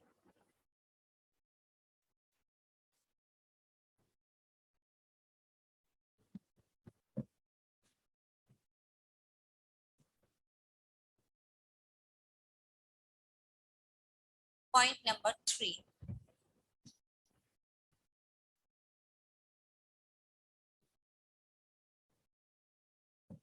मान लीजिए पहली शर्त वो एलिमेंट सेम है और देखने में बिल्कुल सेम लग रहा है, बस उसका वही एक कंडीशन है, एक में लोन पेयर लोकेलाइज है और एक में लोन पेयर डीलोकेलाइज है, एक में नेगेटिव चार्ज लोकेलाइज है, एक में नेगेटिव चार्ज डीलोकेलाइज है। तो सोच के बताओ किसकी बेसिक स्ट्रेंथ ज्यादा होगी, लोकेलाइज की या डीलोकेलाइज की? सपोज एलिमेंट सेम है, जैसे ये एग्जांपल दिया, एक मैंने ये एग्जांपल बना के दिया और एक यही एग्जांपल मैंने ऐसे बना के दिया, लुक वाइज दोनों बिल्कुल सेम दिख रहा है। नाइट्रोजन नाइट्रोजन, केवल इसमें क्या फर्क है, ये लोन पेयर कैसा है लोकेलाइज, ये लोन पेयर कैसा है डीलोकेलाइज। डीलोकेलाइज का मतलब अभी नाइट्रोजन पे दिख रहा है, थोड़ी देर बाद पता चला घूम करके कहाँ चला जाएगा, कार्बन के पास, रेजोनेंस इफेक्ट से। सपोज फर्स्ट कंडीशन से सेकंड कंडीशन से भी आप आइडेंटिफाई नहीं कर पा रहे हो या वो सेम लग रहा है, तो उस कंडीशन में आपको क्या चेक करना है, डीलोकेलाइजेशन ऑफ लोन पेयर। अच्छा एक ये है और एक मान लीजिए आपको मैंने ये दे दिया, तो बताओ इनमें सबसे स्ट्रॉन्ग बेस कौन है? फर्स्ट, ठीक है, इसमें डीलोकेलाइजेशन है लेकिन कम है, यानी थोड़ी सी देर के लिए घूमने जाएगा वापस आ जाएगा।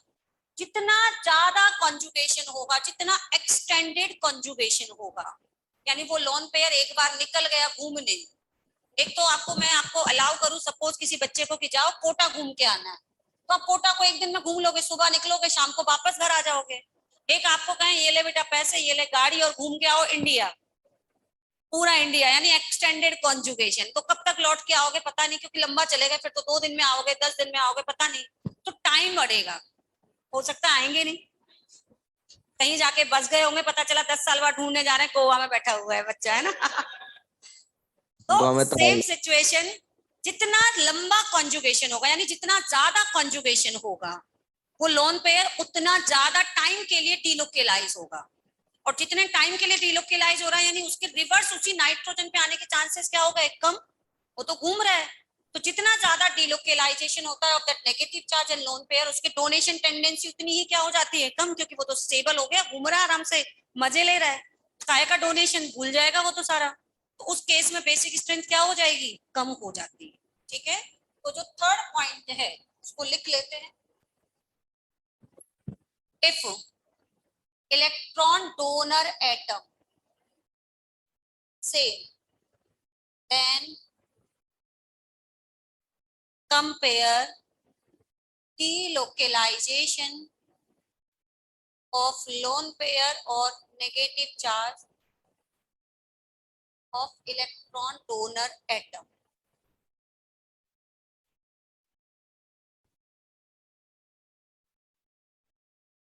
Delocalization increases basic strength,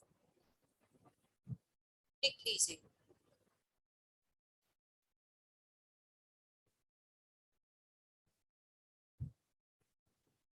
Basic strength decreases because donation tendency decreases.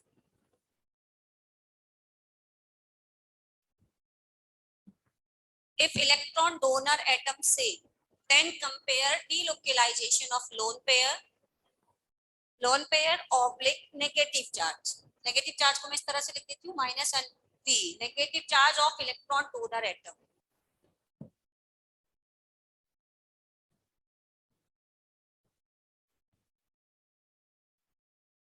As delocalization increases, basic strength decreases because donation tendency decrease हो जाएगी, और उस लोन पेयर की स्टेबिलिटी क्या होगी? अच्छा, डिलोकेलाइजेशन से स्टेबिलिटी क्या होती है, बढ़ती है, स्टेबिलिटी बढ़ती है, तो बताओ रिएक्टिविटी क्या हो जाएगी, कम। सुना है ना, रिएक्टिविटी कम हो जाएगी, रिएक्टिविटी का मतलब रिएक्शन करने की, इलेक्ट्रॉन देने की टेंडेंसी कम हो जाएगी। एग्जाम्पल,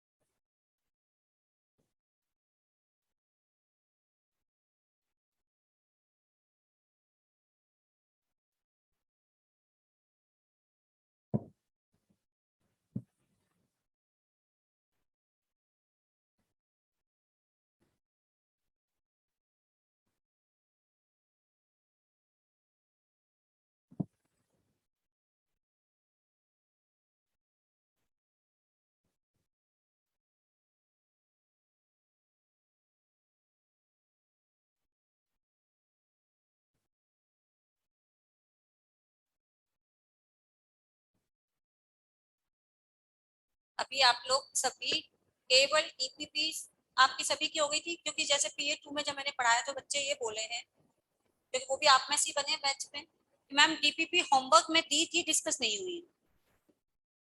डिस्कस नहीं हुई है आप लोग तो डिस्कस हो गई, सर की तरफ से हो गई, आपकी तरफ से नहीं हुई। मैम J5 में नहीं हुई है। ओके, तो एक काम करते हैं अभी अपन, क्योंकि देखो अभी तो अपना तो स्टार्ट ही हुआ, पहला लेक्चर है, तो नेक्स्ट क्लास के लिए आप लोग सभी डीपीपी C1 से लेकर मतलब TOC की पूरी, मैं रिवाइज हो जाएंगे, आपकी रिवीजन भी हो जाएगा, C1 से लेकर C5 तक की 5 डीपीपी दे रही हूँ, करके लाइएगा, क्योंकि फिर मैं बाद में डिस्कस नहीं करूंगी, ये ध्यान रखना। नेक्स्ट क्लास में मोस्ट प्रोबेबली कल, ठीक है, जो भी होगा। अब तो ग्रुप बन चुका है, ग्रुप में सभी जुड़े हुए भी हैं, मैं उसमें इन्फॉर्म कर भी दूंगी जैसे मैम नहीं जुड़े हैं। हम नहीं जुड़े। इतने सारे बच्चों को तो आज तो उसमें सुबह से मैसेज आ रहे हैं, मैडम प्लीज ऐड कर लीजिए, ये नंबर ऐड कर लो, या सर जो भी, तो और सर मैम बता उसका रहे हैं कि इतने मैम सारे मैनेजर नंबर कौन से है? क्या मैनेजर कौन है ग्रुप का? एडमिन। ग्रुप का मैनेजर तो ढूंढना पड़ेगा, लेकिन एडमिन मैं हूँ। मैं आपका ही नंबर दे दूं। मैं मैम ग्रुप ग्रुप में का वही सेव लिंक करूंगी, शेयर लिंक कर शेयर कर दीजिएगा। देंगे, लेकिन एक्चुअली मैं उसमें हमारे पास जो है इंस्ट्रक्शन वाइज ये है कि जो बच्चों ने एडमिशन लिया है इस बैच में, ठीक है, वो बच्चे सारे जुड़ चुके हैं, उनके नंबर।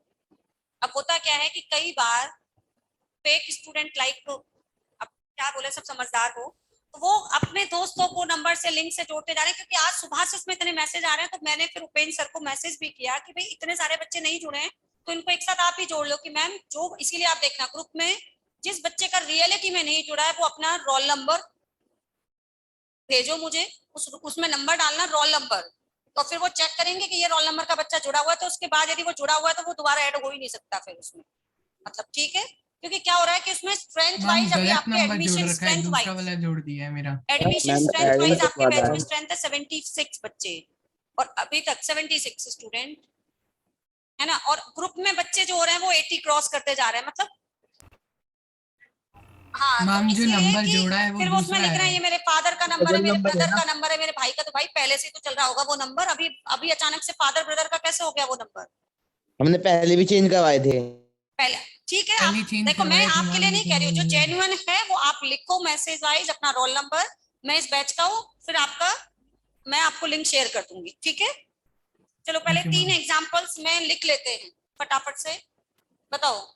फर्स्ट वाले में तो रीजन समझ आ गया, विद रीजन, यहाँ पे डिलोकलाइजेशन यहाँ लिखोगे मोर डिलोकलाइजेशन, क्योंकि बाद में जब घर पे पढ़ने बैठोगे तो भूल जाओगे।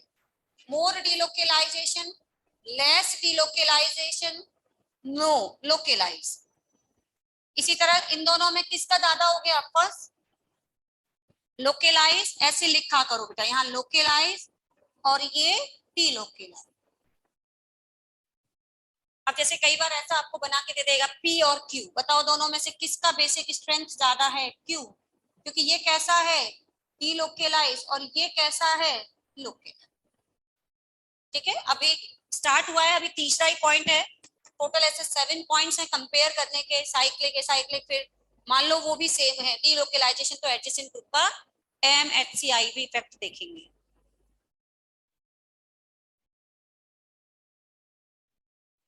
हाइब्रिडाइजेशन बताओ, चलो मैंने सोचा भी पूछती नहीं हूँ, चलो आप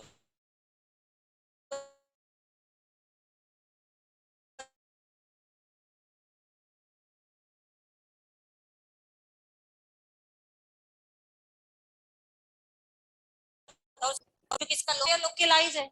एक लोन पेयर, एक ये बॉन्ड, एक ये बॉन्ड, तो दोनों ही sp2 है। मैंने इसीलिए इसको कि नेक्स्ट क्लास में पूछूंगी, अभी फिर डिस्कशन में आप कंफ्यूज हो जाओगे। जो लोन पेयर डिलोकलाइज होता है उसे स्टेरिक नंबर पे काउंट नहीं करते, पढ़ा है ना सभी ने। यहाँ ये भी sp2 है, ये भी sp2 है, इसका भी परसेंटेज ऑफ एस कैरेक्टर, इसका भी percentage of S character same है, ये भी नाइट्रोजन है, ये भी नाइट्रोजन है, तो यानी पहला रूल और सेकंड रूल तो लग ही नहीं रहा, तो आप अपने आप उसको कौन से रूल से सॉल्व करोगे? थर्ड से, लोकलाइज और डिलोकलाइज, ठीक है। चलो अब नेक्स्ट क्लास में मिलते हैं। डीपीपी नंबर C1 से लेकर C5 तक। बोलो। यहाँ पे रेजोनेंस बढ़ रहा है तो स्ट्रेंथ बढ़ रही है बेसिक, तो लेकिन रेजोनेंस बढ़ने से स्टेबिलिटी तो बढ़ती है, तो स्टेबिलिटी बढ़ने से कैसे बन रहा है? कौन से वाले क्वेश्चन में बेटा? स्टेबिलिटी तो तभी तो लोन पेयर रेजोनेंस में इन्वॉल्व हो रहा है, तो रेजोनेंस में इन्वॉल्व होने का मतलब उसमें वो डीलोकेलाइज हो रहा है, तो उसके इलेक्ट्रॉन स्टेबिलिटी बढ़ गई, तो डोनेशन टेंडेंसी, रिएक्शन करने की टेंडेंसी क्या हो गई? कम। रिएक्शन किसके साथ करेगा? प्रोटॉन के साथ करेगा, वो अपने आप कम हो जाएगी। Thank you. और क्वेरीज पूछ लीजिएगा, पढ़ो पहले, नहीं आया समझ में नेक्स्ट क्लास में। पहले बताओ समझ आया सभी को? ओके। C1 से लेकर C5 तक की डीपीपीज